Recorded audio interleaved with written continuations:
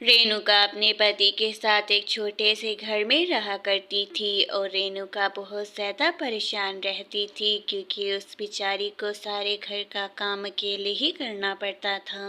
रेणुका तो दिन भर घर का काम कर कर बहुत ज़्यादा थक जाया करती थी और वो इस बारे में अपनी सासू माँ से बात करने के लिए उसके कमरे में जाती है। माँ जी, मैं सोच रही थी कि क्यों ना घर पे काम करने वाली ही रख लेते हैं, इस तरह मेरा भी सारा दिन काम थोड़ा सा कम हो जाएगा घर का। अरे बहू, ये तुम कैसी बातें कर रही हो? तुम इन काम वालियों को नहीं जानती हो, सारा घर लूट कर ले जाती हैं और मालूम भी नहीं होता।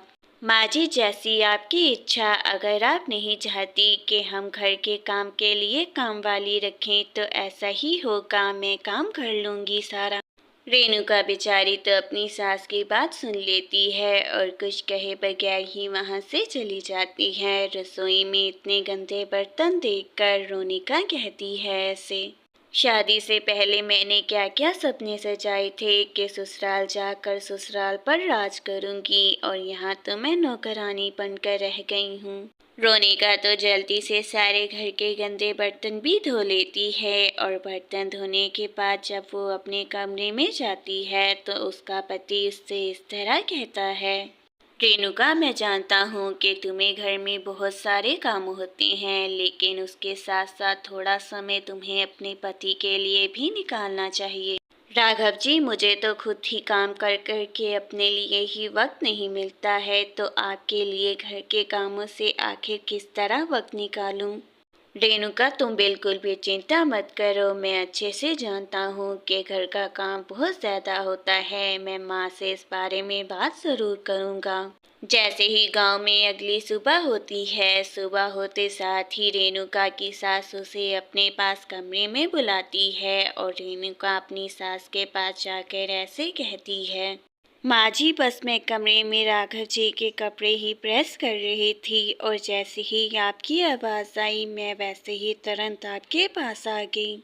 बहू, मैंने तुम्हें कितनी बार समझाया है कि घर के काम तो बाद में भी हो सकते हैं, पहले जाकर तुम्हें सब्जी मंडी से सब्जी लेकर आनी चाहिए। अपनी सास की बात सुनकर रेणुका तो जल्दी से घर से सब्जी लेने के लिए चली जाती है और जैसे ही रेणुका बाहर जाती है उसे अपनी सहेली मिलती है बाहर। रेणुका, तुम्हारी सास तो तुम पर बहुत ज्यादा जुल्म करती है, देखो काम कर कर कर मेरी सहेली की सेहत का क्या कर दिया है, बहुत जालिम है वो। नहीं नहीं रितुका, ऐसी कोई भी बात नहीं है, बस वो जरा पुराने ख्यालात की हैं, इसलिए वो घर में काम करने वाली नहीं रखने देती हैं। रेणुका, तुम्हें तो जल्दी से अपने देवर का विवाह कर देना चाहिए, उसकी पत्नी घर आ जाएगी तो फिर सारे घर का काम तुम उसी से करवाना। रितिका, ये बात तो मेरे जहन में आई ही नहीं, तुम्हारा बहुत बहुत धन्यवाद। मैं आज ही जाकर माँ जी से कृष्णा के विवाह के बारे में पूछती हूँ। जैसे ही रोनिका सब्जी वाले के पास जाती है तो सब्जी वाला कहता है, रेणुका भाभी, मैं अपनी भतीजी के लिए एक अच्छा सा रिश्ता ढूंढ रहा हूँ, उसके घर वाले पिछले वर्ष ही उसे छोड़कर इस दुनिया से रुखसत हो गए। काका और राधा के बारे में सुनकर मुझे भी बहुत ज़्यादा दुख हो रहा है, आप बिल्कुल भी चिंता मत करें, मैं अच्छा रिश्ता ज़रूर ढूंढूंगी उसके लिए। अरे रोनिका, तुझे इस मौके की ही तो तलाश थी, अब जल्दी से सब्जी लेकर घर चली जा और सासू माँ को इस रिश्ते के बारे में बता दे जाकर। रेणुका तो जल्दी से सब्जी लेकर घर की तरफ चली जाती है। आज तो रेणुका बहुत ज़्यादा ही प्रसन्न थी और वो खुशी खुशी अपनी सास को बताती है ये।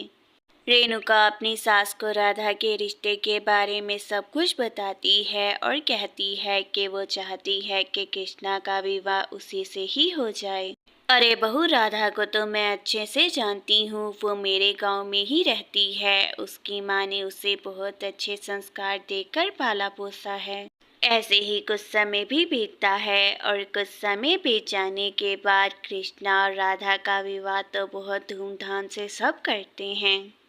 राधा तो एक बहुत ही अच्छी लड़की थी और वो अपने इस रिश्ते को एक अच्छे तरीके से शुरू करना चाहती थी। लेकिन रोनिका बेचारी राधा को एक पल के लिए भी सांस लेने नहीं देती है। देखो राधा, जितनी जिम्मेदारी इस घर के प्रति मेरी बनती है उतनी ही तुम्हारी है, तो अब हम दोनों को ही मिलकर इसे निभाना पड़ेगा। जी रेणुका दीदी, क्यों नहीं, मैं आपके साथ मिलकर सारे घर का काम अवश्य करूंगी और आपको कोई भी शिकायत का मौका नहीं मिलने दूंगी। रेणुका तो सारे घर का काम बेचारी राधा से ही करवाती है और खुद कोई भी घर का काम नहीं करती है। राधा बेचारी अकेली ही सारे घर को संभालती है। राधा अपने पति से भी इस बारे में कुछ भी नहीं कहती है क्योंकि वो झगड़ा बिल्कुल भी नहीं चाहती थी। ऐसे ही कुछ समय भी बीतता है और मुसलसल काम करने की वजह से राधा की तबीयत तो बहुत ज़्यादा बिगड़ जाती है और कृष्णा कहता है ऐसे, राधा अब तुम कोई भी घर का काम नहीं करोगी। मैं अच्छे से जानता हूँ कि कुछ समय में भाभी ने बिल्कुल भी घर का काम नहीं किया, वही करेंगी अब। कृष्णा जी, मैं बिल्कुल भी नहीं चाहती हूँ कि मेरी वजह से घर में कोई भी हंगामा खड़ा हो। मैं खुद ही घर का सारा काम कर सकती हूँ। नहीं, तुम अब से घर का कोई भी काम नहीं करोगी। मैं माँ से कहकर जाऊँगा कि वो बस तुम्हें आराम करने दे और तुम भी बस घर में आराम करोगी।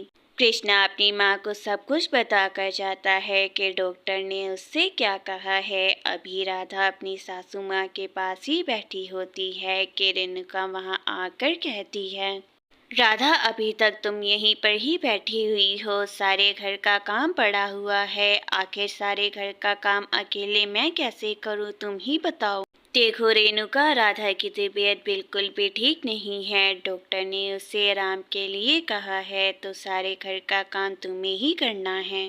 रेणुका को तो अपनी सास की बात पर बहुत ज़्यादा गुस्सा आता है, लेकिन वो कुछ कहे बगैर ही वहाँ से चली जाती है और राधा की चाय में नमक मिला देती है। सारे ढोंग अच्छे से जानती हूँ मैं, राधा के काम ना करने की वजह से बीमारी का ढोंग कर रही है। ये चाय पीकर बिल्कुल ठीक हो जाएगी।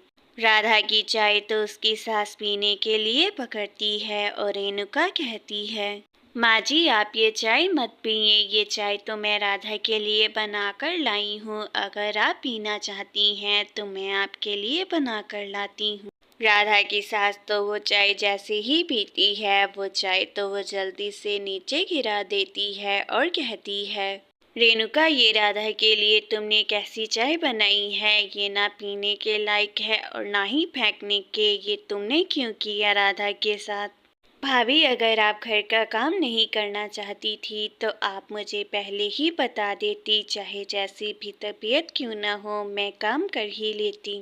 मेरे कहने पर ही माँ जी ने तुम्हारा विवाह कृष्णा से करवाया और अब तो तुम मेरे घर के पीछे ही पड़ गई हो, इसे ही बर्बाद करना चाहती हो। कृष्णा भी अपनी भाभी की ये सारी बातें ही गेट के बाहर खड़ा होकर सुन रहा था और वो जैसे ही कमरे के अंदर जाता है अपनी माँ से इस तरह कृष्णा कहता है, माँ मैं अच्छे से जानता हूँ कि राधा के साथ इस घर में कैसा व्यवहार किया जा रहा है, लेकिन फिर भी एक बार भी उसने मुझसे कुछ नहीं कहा। नहीं कृष्णा बेटा, जैसा तुम सोच रहे हो ऐसा कुछ भी नहीं है। घर में छोटे मोटे झगड़े तो होते ही रहते हैं, तुम शांत हो जाओ। माँ, मेरी पत्नी की तबीयत बहुत ज़्यादा ख़राब है और मैं उसकी सेहत पर कोई भी कॉम्प्रोमाइज़ नहीं करूँगा। आप ये भाभी को बात समझा दें। कृष्णा और रोनिका दोनों को ही बहुत ज़्यादा गुस्सा आता है और वो दोनों चले जाते हैं। राधा तुम बिल्कुल भी चिंता मत करो, मैं रोनिका को समझाऊंगी। मैं अच्छे से जानती हूँ कि वो दिल की बिल्कुल भी बुरी नहीं है। जैसे ही अगली सुबह होती है, सविता अपनी दोनों बहुओं को अपने पास बुलाकर कहती है, देखो रोनिका, अगर तुम इस घर में नहीं रहना चाहती तो मेरी तरफ से इजाज़त है, तुम जा सकती हो। नहीं माँ जी, मैं इस घर परिवार को छोड़कर कहीं पर भी नहीं जाना चाहती हूँ। आप मुझे माफ़ कर दें, मैं कभी भी ऐसा नहीं करूँगी। रोनिका, इसका फैसला तो अब राधा ही कर सकती है क्योंकि तुमने उसके साथ बहुत बुरा किया है और अब वो इसका फैसला खुद ही करेगी। माँ जी, मैं चाहती हूँ कि दीदी हमें छोड़कर कहीं भी ना जाएं, क्योंकि मैं ये बिल्कुल भी नहीं चाहती कि मेरा परिवार दोबारा टूट जाए।